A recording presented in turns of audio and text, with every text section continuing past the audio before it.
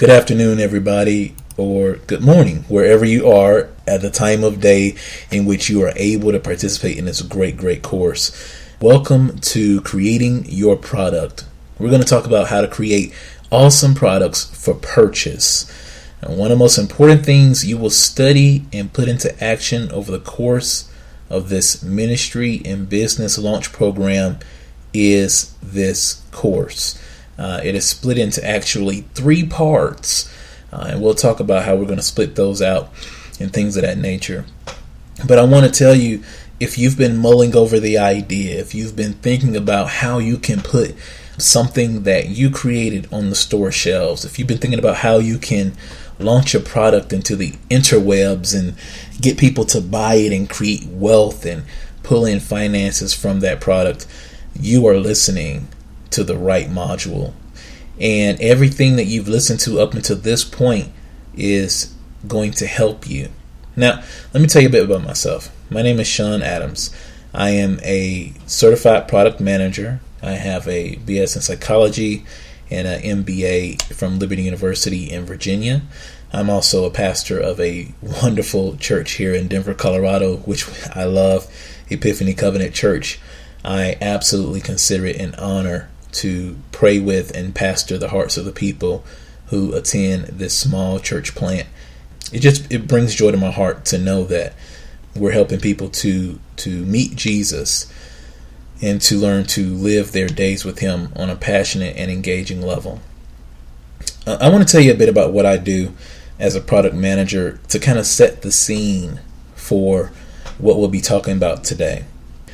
As a product manager, just in my experience, I've had many years' experience in working with some great companies, Fortune 500 companies, small nonprofits, even state organizations, state agencies.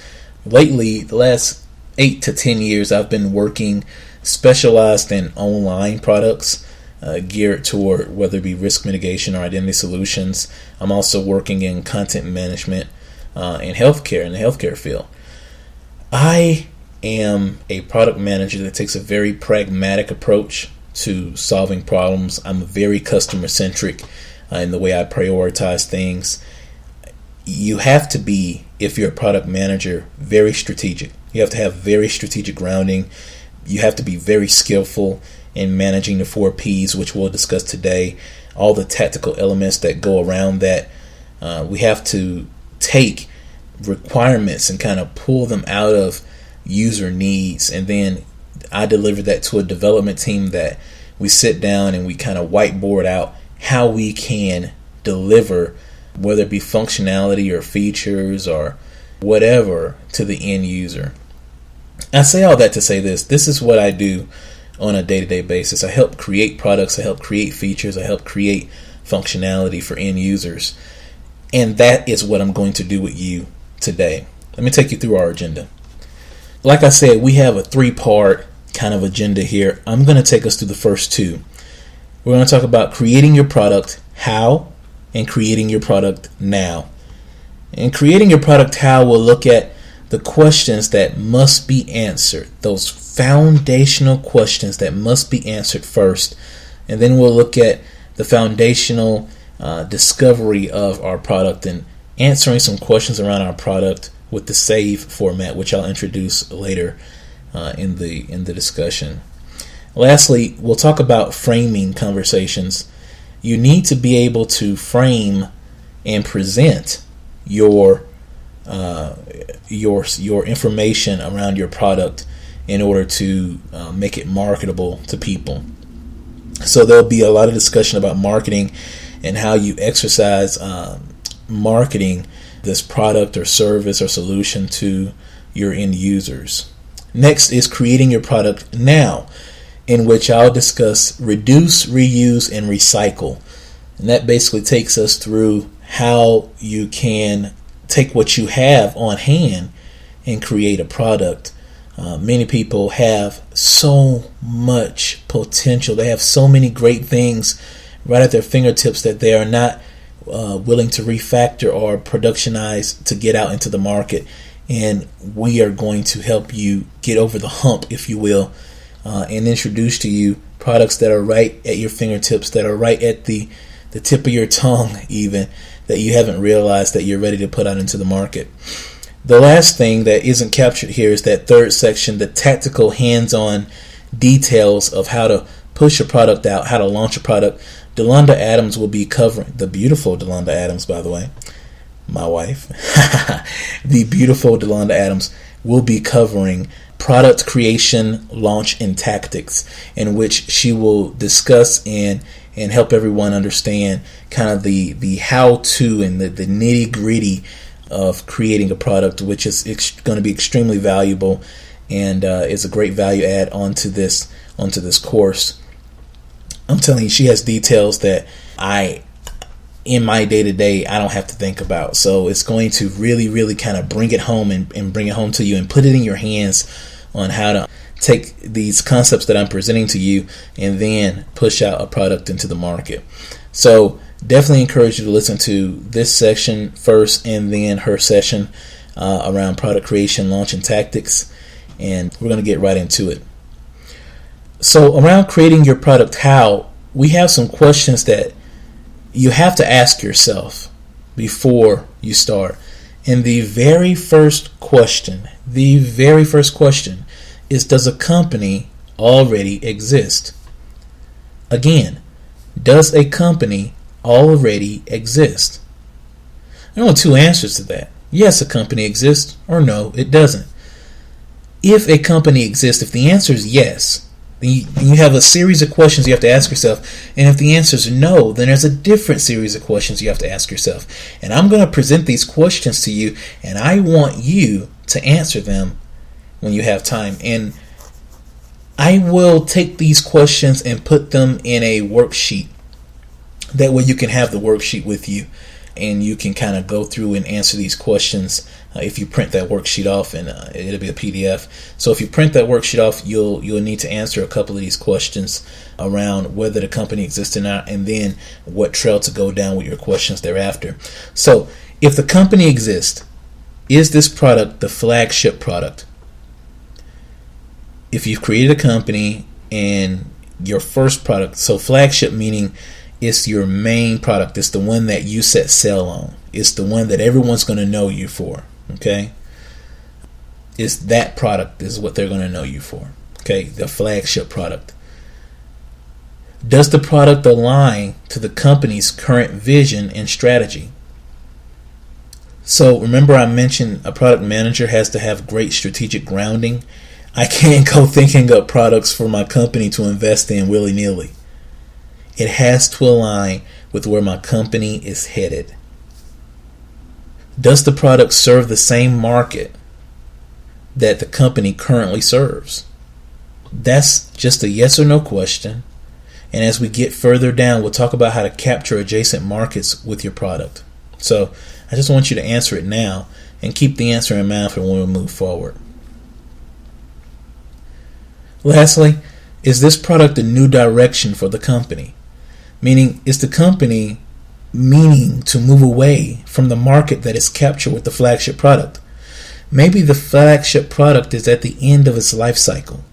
Meaning, the flagship product has matured, is huge, most likely, and it can only decline. It won't go up. It'll only decline because not only is it most likely a market leader, but it's matured to the point where the surrounding market doesn't have a lot of spikes in it, spikes of growth to carry the product up higher than it would normally go. It's just slowly going to fade out into oblivion. So is the product a new direction for the company in that regard? Now, does a company already exist? No. If the answer is no, will this product be your flagship product? Is this going to be the thing that everyone's supposed to know you by? Is it a greenfield project? When I say greenfield, let me define greenfield for you. Greenfield is a project that doesn't have any constraints that are pushed on it because of some work that was done already. Okay, think of a construction team having to build a building. If you have to build a building and there is already a building on property, you have a lot of work to do. You'll be tearing things out. You'll be removing walls. You'll be destroying things that exist already. If it's a greenfield project, that means that nothing's there. There's no buildings. There's no infrastructure. Everything is brand new. So greenfield project means, is this something that's absolutely brand new as far as a product that you're creating? A greenfield opportunity is saying that I'm going to create a brand new marketplace. It's not tapped. Anyone can come to this market space and take leadership in this market space. Okay, that means you thought up something that you haven't seen before. That it's it's like, hey, this is brand new. As a matter of fact, people don't even know they need it, and that's great. That's okay. And we're going to talk about how to launch these types of products. So when you think of something that you've never seen before, but everybody needs it, that's a good thing. Last question around, does the company already exist? And the answer is no. Do you plan to build a company around the product? Do you plan to build a company around this product? What do you do with those answers other than fill them in the worksheet and feel that accomplishment of serotonin pushing through your brain because you answer questions? These answers should guide external implications to the product creation process. That means they should be considered when you're attempting to create a product. They are foundational. They must be answered immediately, even while you're thinking through what a product should be. Somebody's going to have to pay for this. Someone's going to have to design it. Someone's going to have to build it. Someone's going to have to market it. Someone's going to have to ship it. There's a lot of work to be done. You can't just say, oh, I have a product idea, and make it happen. I'm a product manager. I do this for a living. I can't just say I have a product idea and make it happen. Somebody has to pay for it. Somebody has to develop the design. Someone has to market it. Someone has to get the architecture and align it with the strategy. It has to be shipped to clients. It has to be put out on the internet.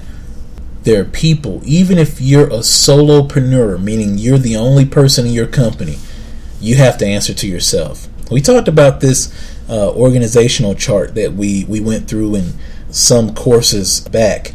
So you should have in mind that you do need to report to yourself. And I'm not going to go back and teach that course again, but please go back and listen if you didn't understand that from the organizational chart that you had to build.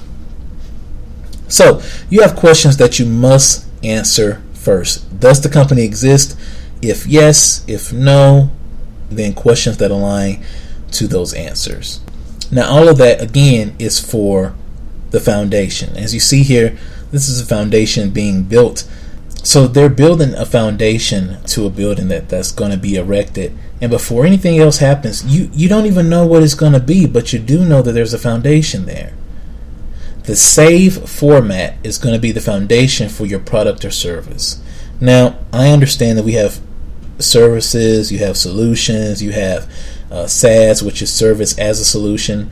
They're all kind of different frameworks for the things that are being delivered to customers to pay for. I absolutely understand that. For lack of a better term, we're going to use the word solution and product typically. I may stick service in there every now and again, but whatever your solution, product, service is, no matter what term I use, just realize I'm talking to you too. Okay? Now, what is the save format?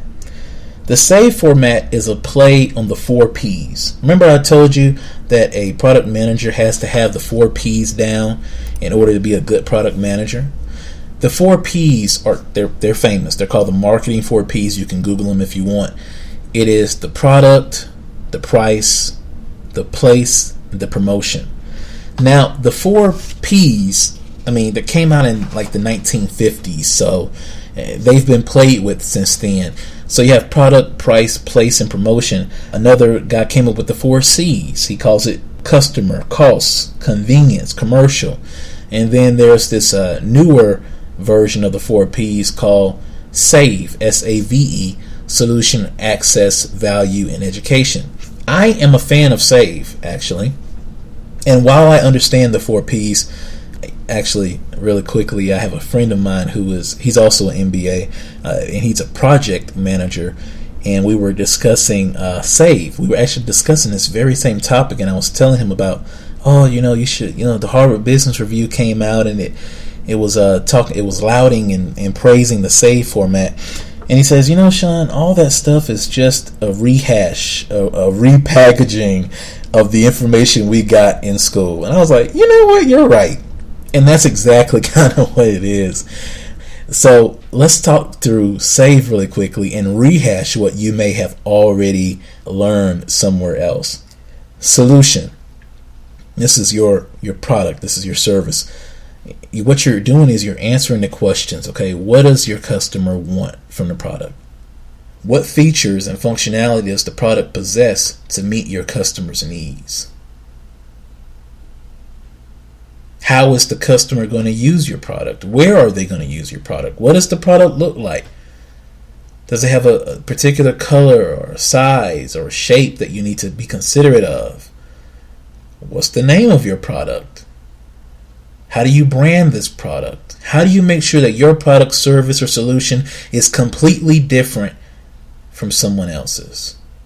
I like the SAVE because what SAVE does is it says we're going to move away from the product-oriented business model and say we're looking at services and solutions, because customers don't care about products, and that's true. All they care about is solving a problem. So what is the problem you're trying to solve, and how are you getting that done? Access. Access is your next. And so instead of place, where place would be, you're looking at access. Now, I like that we use the word access. Like I said, I favor the SAVE model. When you look at place, people say, well, where are you going to buy the product from, or where do they see it? Very seldom are people launching products that will sit on store shelves or that sit in parking lots where people buy cars.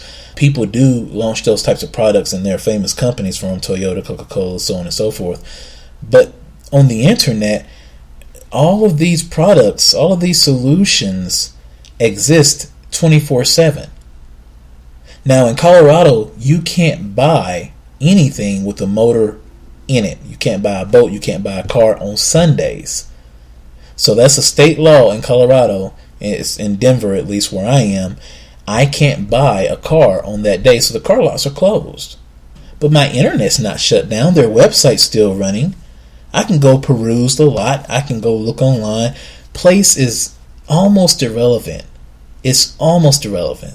You want to understand how you can access the right distribution channels for your product or service. You need to understand whether you need a sales force or not, and you need to understand what your competitors do and how they get in front of people. But by and large, the access is not the concern that it used to be. We're not worried about a place. We're worried about how is the person going to access your solution. Can they access your solution anywhere in their cycle of need? And we'll talk about their cycle of need when we get into learning who your customer is and what to do with these types of answers, with the answers to these questions we're asking. When you look at access, you want to understand where is the buyer in their buying cycle, and are you influencing them to purchase your product or service? SAVE focuses on value versus price. What's the value of the product? What's the value of the service to the buyer? Do you already have price points established in this market? Meaning, if every lawyer charges $150, are you at least charging $150 or below for whatever particular part of the market you're trying to reach? Is the customer going to be price sensitive for whatever they're buying? You may sell MP3 players and they want an MP3 player, but they don't want the $500 one. Maybe they're price sensitive. Maybe you're selling the low end of the MP3 players. You know, the $10 ones that only last a week or two. And how does your price, the price on what you provide compare to your competitors? There are 4 types of cost models. Number 1 is cost. That's basically your cost plus your markup, meaning it costs you $5 to make it.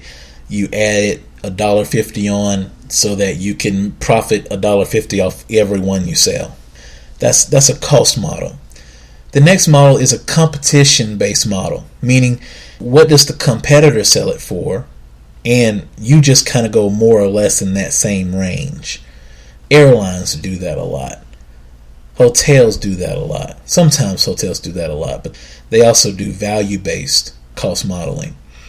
The third cost modeling is commodity pricing, meaning the price of orange juice as a commodity. It's just the way it is. It's what it's going for right now. It's the going rate of orange juice. The going rate of orange juice is this much per gallon. So that's how much you're going to sell it for. The going rate of milk, the going rate of sugar, the going rate of gas. It's just this much, and this is what you're going to sell it for. You may add a tiny bit for margin, but that's just the cost, according to the commodity pricing. And the fourth one is value-based pricing. And what that means is that it's the customer's perceived value. Meaning, I'm going to value the Mercedes-Benz brand more than the Toyota brand, and thus that'll be what I buy. It's all about value. And I think that that's where we need to focus on, is value. Not so much, what was my cost? What is the competitor doing? How much does the paper cost that I'm printing a book on? All that should be considered to some degree, but you really want to look at, I am answering this buyer's question. I am fixing their problem. I am becoming the filler of the need that they have presented to themselves. How much should I be charging for this answer to their problem? And then the conversation changes, and you're able to put a sticker price that points to the value. And believe it or not, when its value is, since it's customer perceived, the customer decides if the value hits the mark because they're the ones who are going to buy, or they're going to pick an alternative. Let me tell you something. Buyers agree to your price, whether you know it or not. Buyers agree to your price, whether you know it or not. The last part of SAVE is education. When we educate a client, we're not just promoting. This isn't, air war where we cast out our largest necks with advertisements and promotions and TV and radio and billboards and all those things. This is you personalizing a message that gets the point across around your solution. You need to be able to speak to the customer need at every point of the sales cycle in a language they understand.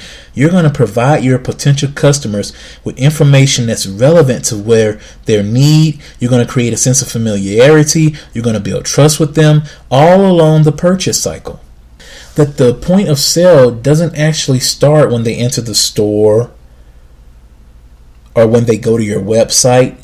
They should have been referred to your website because of all their internet research. Education versus promotion. And I'll show you how this works. How many of you out there click ads that are on Google? When you Google something, you Google banking solutions, how to save, and then Wells Fargo ads pop up at the very top. Do you click Wells Fargo ad? No. You may bank at Wells Fargo, but you don't click their ad, do you? No. You want to know what's out there on the internet beyond the advertisement. You being beyond the advertisement is how you educate customers. Okay, the SAVE framework is really good because it allows you to put on the mindset of the solution being what you're selling. And a solution selling strategy can become how you run your operations. It can become the centerpiece for all your actions. Okay, it can be useful when you're thinking of the way to mastermind your business model for your organization. The SAVE framework is foundational because it helps you to identify your customers and their needs, and that's exactly what you need to do at this level. But how do you do it? How do we take the SAVE framework and apply it straight to a customer? I have included in this course a PDF called an empathy map. If you look at the picture on the slide here, this is a picture of empathy map that I actually made with my team when we were learning about this particular exercise. And so this is a fake product, so you don't have to worry about anything you see here, unless you want to take the product and make it. It actually was a really good idea.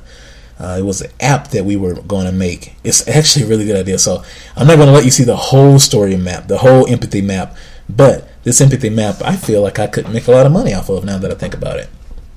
So empathy map is simply helping you to make sense of the SAVE format. Making SAVE make sense. There are about 4 or 5 areas, 6 areas on an empathy map.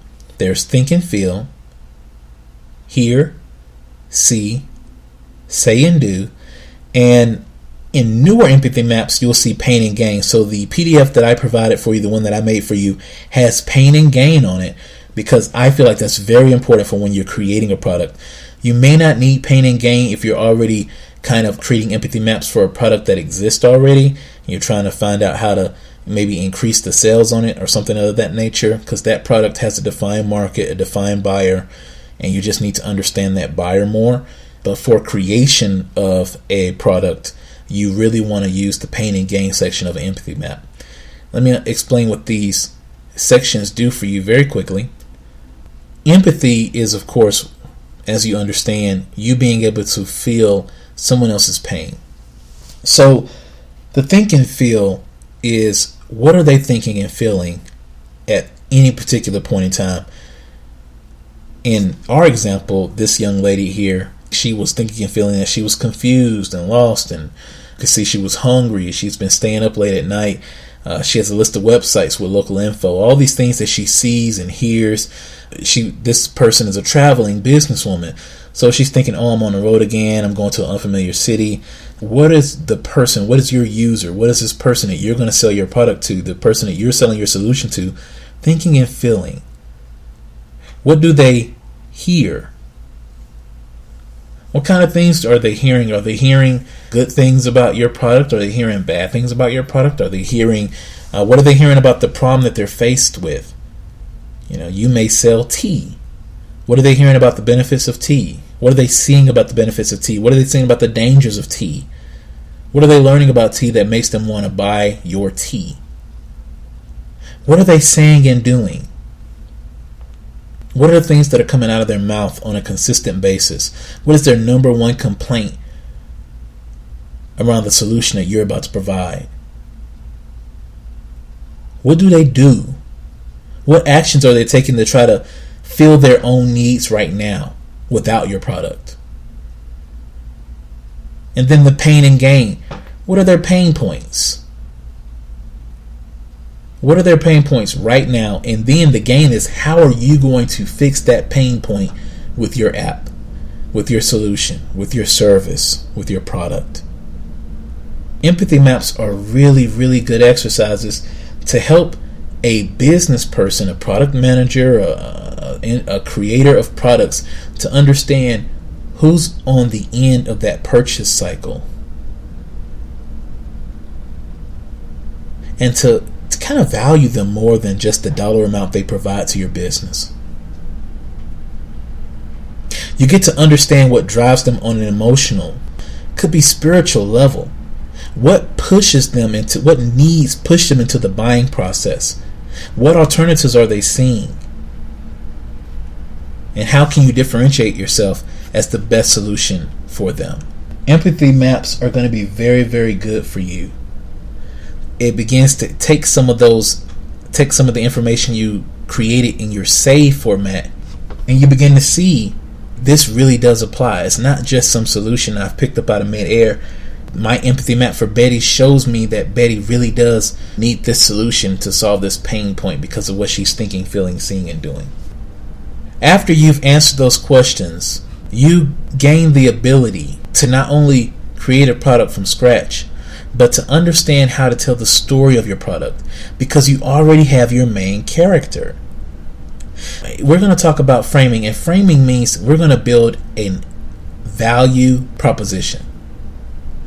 A value proposition is an awesome tool for making sure you can tell a story that pushes people to a point of sale, a point of purchase. You need three things in order to frame a value proposition. You need a unique selling position. You need results you guarantee for your clients or customers. And you need an elevator pitch. Now, you can find information on each of these. I'm not going to be able to dig into them because we have to carry on here. So do Google unique selling proposition. Google how you can frame guaranteeing your results for your clients and customers. And also feel free to Google elevator pitch. If you need help on any of these, we do offer coaching. And I'm sure Delonda Adams or Lisa Ellis Williams can definitely help you with getting some coaching to help you learn how to frame your conversation around your SAFe formatting, your empathy map, so that you can position yourself well in the market. But I'm just going to give you a few rules about creating a value proposition. The very first rule is it needs to be brief. By brief, I mean less than 50 words brief. That may be hard for preachers. Believe me, I know. But you need to be able to be brief. You need to be able to say it in less than 50 words. Consumers need to be able to read it in less than 50 words. And they need to feel like they're not reading a pitch. Elevator pitch is part of it, but so is a unique selling proposition and results that are guaranteed. Here are a couple rules. You need to be able to separate yourself from the competition in your value proposition. You need to be very specific to what your product or solution does do. While you need to know what it does not do, you don't have to say that in this value prop. That's not what you want to do. You want to make sure that it's easy to understand, meaning you are speaking the audience's language. The value prop cannot be a one-size-fits-all message. You don't have a one-size-fits-all product. You're not selling soda pop. And even if you were, you still need to be able to differentiate yourself because your soda pop isn't for everybody. Lastly, most importantly actually, your value proposition has to be aligned to a very strong market need. When you think about product, one of the things that we push people to do back when we were using the 4 Ps is we would push people to create a need. Marketing was around creating a need, making information available, making the product desirable, making the product accessible, and then pushing for a repurchase. It was a lot of things to do. Whereas the SAFe format lets you know that there's already a need. You don't have to uncover their need. They have a need already. You don't have to create the need in them. They already have the need in them. So your value prop is aligned to a very strong market need. You've separated yourself. You're very specific about what you do with your product or your solution. You make it easy to understand. You're speaking the language that the audience appreciates and understands, something that resonates with them. I love that word resonate. It's like sounding a gong. It's like hitting a gong and it's like vibrating inside of the person who said it. I'm going to give you an example of a value prop. It's for ABC Tea. Okay, this is a tea company. Actually, you should be able to listen to this and tell. You should be able to tell how I'm separating myself from the competition, that I'm specific about what my product does do. You can tell that it's easy to understand and that I'm speaking a language. I'm using words that matter to the people who are buying the tea. It's not a one-size-fits-all because I've differentiated myself from my competitors. And it has a strong market need presented in the way of its guarantee. So I'm going to read you the value prop I created for ABCT. ABCT provides the freshest, all-organic teas in America. Our premium selection is harvested directly from Japan. Japanese tea leaves contain less pollutants, and our patented process ensures absolute freshness from field to cup. We guarantee you receive the maximum amount of antioxidants, which are proven to improve overall health. Guess what? That was 48 words. But it was a great value prop. It framed the story around ABC Tea Company. It told you that it's serving fresh and organic teas in America, and that everything comes from Japan. But you don't have to worry about that because Japanese tea leaves have less pollutants. Not only that, ABC Tea Company has a patented process that's going to make sure that we keep the pollutants out and we make sure it's as fresh as it absolutely can be from the time it's picked to the time it's put in your cup and you take your first sip. Your freshness is guaranteed, and all those health benefits from having a fresh tea with less pollutants in it are going to be provided to you. And what's the point of an antioxidant? Well, it's proven to improve overall health. You want better health? You want greater health benefits from drinking tea? You want to make sure you're using ABC Tea Company and not that other stuff. Value proposition contains a unique selling proposition, results that you can guarantee for those who participate or use your solution, in an elevator pitch. All kind of equally out, 50 words or less. That was our creating your product how. Now we're going to look at creating your product now. Reuse, reduce, and recycle. Again, reuse, reduce, and recycle. This is just the way that I'll explain to you refactoring, capturing adjacent markets, and quick market launch strategies. And you can use this information and couple it along with Yolanda's presentation on tactics and launching, and you guys are going to be off to the races, I tell you. Reuse. You can see in this picture that this flagship content or data set has this one thing, and it applies to this great amount of users. It's a flagship product, so it must have a lot of users.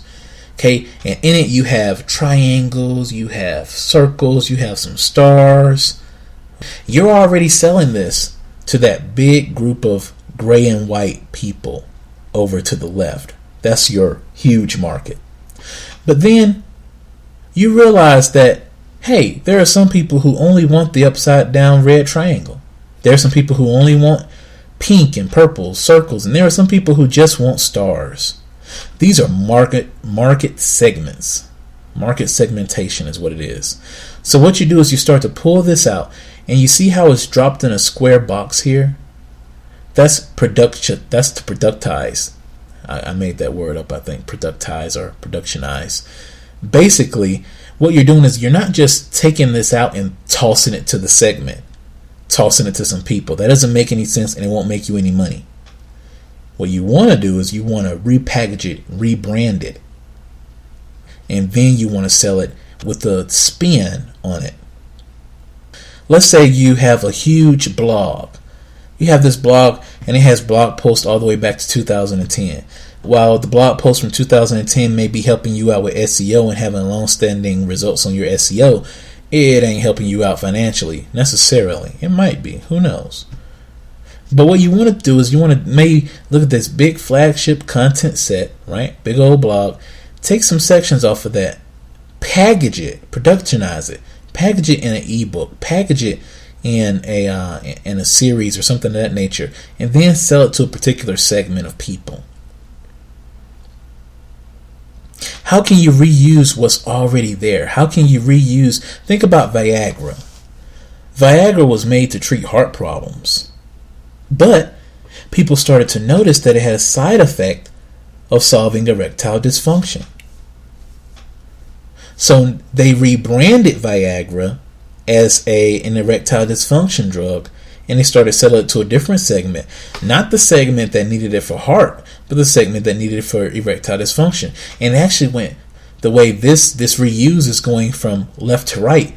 The Viagra went from right to left, meaning they sold, let's take this pink circle here. They sold this pink circle here for heart problems to that small segment of people who needed a heart medication. But they realized the side effects, and so they repackaged it and rebranded Viagra as an ED drug to the masses. And guess what? It still has its heart treating use. So it's still being used to treat heart problems. How can you take some of your sermons and turn them into a movement? You can take your sermons and turn them into a book with transcription services. What are the variations in your product development cycle? You have triangles, you have circles, you have stars. You have all kind of thing in that big old content set that you're shipping off to a huge market of people. Look at iPod. iPod started off with this itty bitty design and this circle on this small screen. It was just an MP3 player. Then it changed to the iPod Touch and all the generations thereof, and then it led to the iPad, which was just a big iPod to start off with. And now it has its own segmentation. There are people who don't want an iPod, but they do want an iPad. How can I create some variety out of what I'm already producing and capture different markets, capture different segments of the market, and make more money with the same product? You can also reuse. Look at the stars. I like the stars thing because these people may want your entire content set, but they can't afford it. Maybe they can't afford your flagship product. So these stars represent an entry-level position. Here are some stars to get you started on our brand. If you start to love our brand, you can move up to the triangles. You can move up to the entire flagship content set. Think about what Mercedes-Benz did. Mercedes is an expensive line of cars, as you know. They're a great line of cars. They're beautiful vehicles. They created an entry-level position. They created a C-class Mercedes-Benz for anybody. I think they started around $30,000. You can own a Mercedes-Benz for around $30,000. And that entry level pulls you into the brand, makes you see what you've been missing, and makes you want even better. That's reusing. Reusing what you already are producing. How can you take segments of what you're producing, turn it into a product, and release it to a different segment of the market? Questions you should ask yourself.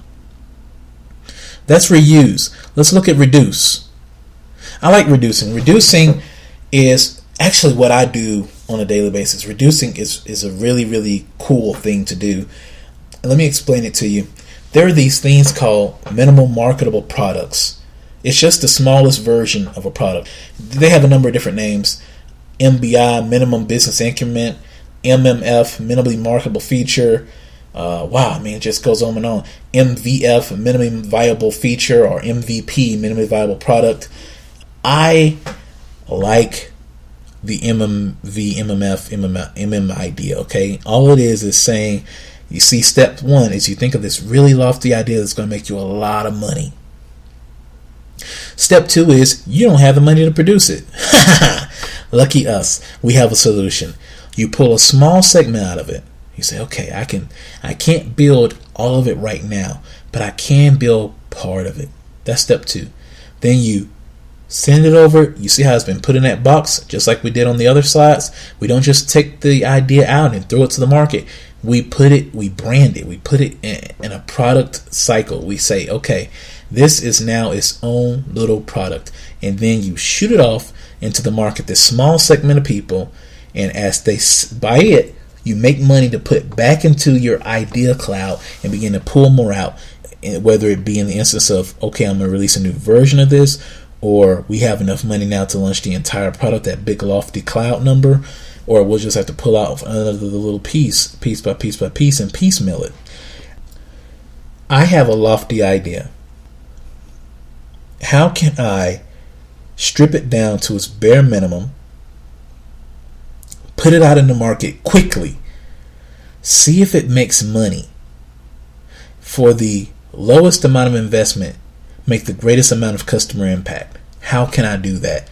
Reducing is how you do that.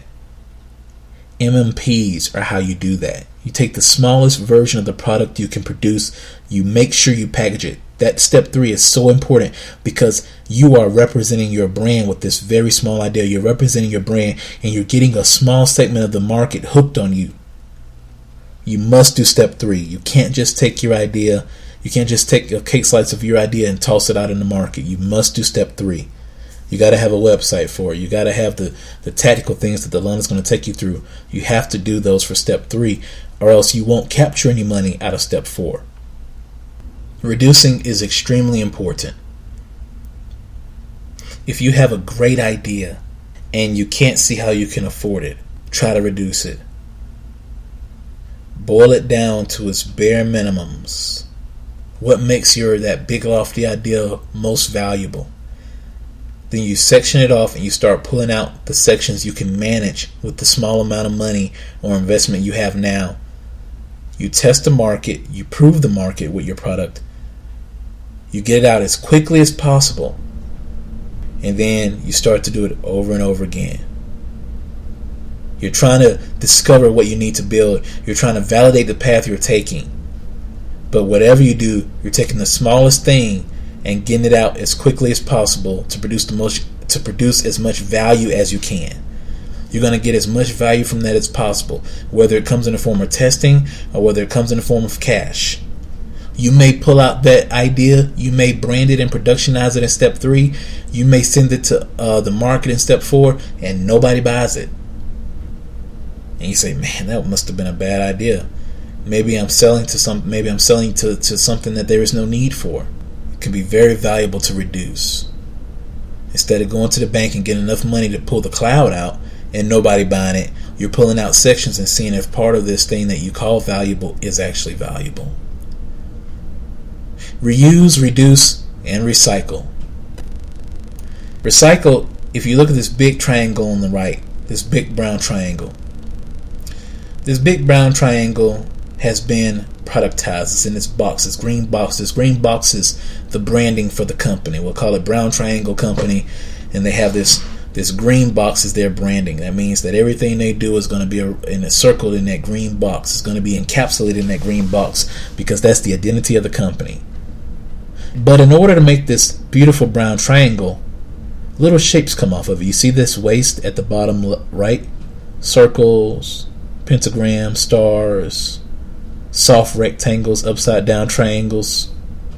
Now, this big brown triangle is going straight over here to this huge market. It's a flagship. But what about all the things that are wasted, that would have been thrown away? There are people who want blue circles. There are people who want upside down triangles. There are people who want stars. There are people who want soft rectangles. So they don't want anything to do with that big brown triangle, but they want something to do with all this waste that you're producing. So you recycle, and you see how you have this square that's green. It's still in your branding. It still represents you. You're still proud of it, but you're providing it to people who want nothing to do with you.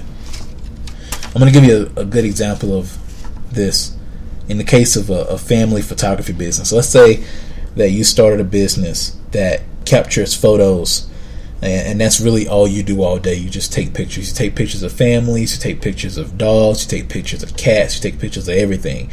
And so, you love photography. It's what you do. You have training in it. But you can't spend all your time doing it. So the time that you're not actually taking a session photo shoot, you're driving out to the mountains, you're taking pictures of things that you feel are cool. You're taking pictures of landscapes and dogs running down the street, and you're taking pictures of traffic or what have you. What do you do with all that waste? What do you do with all those rolls of film that you then produce and sell to the families who came to you, the people who came for headshots? You sell royalty-free photos of all your extra digital pictures. So it's not waste. You're not just deleting them. Create a little website, sell royalty-free photos, sell them for credits. You can sell pictures of items that look like letters. My wife and I went to a craft show once, and this woman, she was a photographer. She was selling pictures of regular items that looked like letters. And it was so cool. You can create, we bought pictures of the items that look like the word Adams, ADAMS, our last name, to put in a frame and to put on our wall. It was just so unique. Letters resembling objects that spell out family names. You sell those pictures again. You can offer photography lessons. In addition, you can offer after-school programs. This is you taking your time that you would have been taking pictures, or would have been resolving some pictures or whatever you need to do, and you can use it to make more money with that time. All those things that are produced kind of as you're shooting for your goals around creating a family photography business, all this waste that's being produced, you're using it. You can teach a selfie course online. You know the dynamics of a picture. You can photograph pictures of the stars and sell the pictures to magazines. Stars being celebrities. Offer headshot specials to corporations. You're going to take headshots anyway. All this time, all this effort, all these other things that could have been wasted, you found ways to package them. No, people don't want to come to you for a headshot, but they do want royalty-free pictures. No, people don't want to come to you for a family photo, but they do love the ideas that they can buy a letter, they can buy a bunch of pictures that resemble their family name. You're capturing adjacent parts of the market. You're capturing parts of the market that didn't want anything to do with your brown triangle, but they did want something to do with the waste. That's the end of this course. Delanda's going to take you through the third section, which is tactical, hands-on details around product creation, launch, and tactics. So you can take this creating your product creating your product now, and add it to launch and tactics and get some. You definitely will hit the ground running. We really appreciate you for joining. We want to say thank you. We consider it an honor to come alongside you and help with this lesson. If you have questions or comments, please feel free to email or contact Delanda or Lisa Ellis Williams. Thank you for participating. Have a great night.